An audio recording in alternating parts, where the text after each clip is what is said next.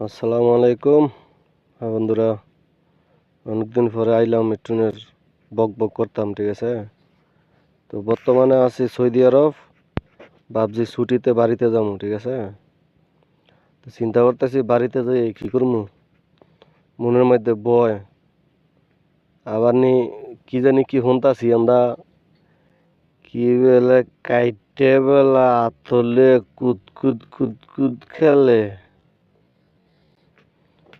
ডরাইতেও আছি নানি কাইটে লাই কাইটে নিয়ে আবার কুদ কুদ কুদ কুদ খেলে, অনেক ভয় আছি কেমনে কি করি। চিন্তা ভাবনা আছি নাও যাইতাম বাড়িতে, এসো আর যাইতাম না, গেলে যদি আবার কাইটে লাইলে সমস্যা, একের গোড়াতে কেটে লাইব এই কিস্তি, ঠিক আছে। যাইতাম না আর কাটতেও দিতাম না, আমারটা আমি হেফাজতে রাখবো এনে থেকে।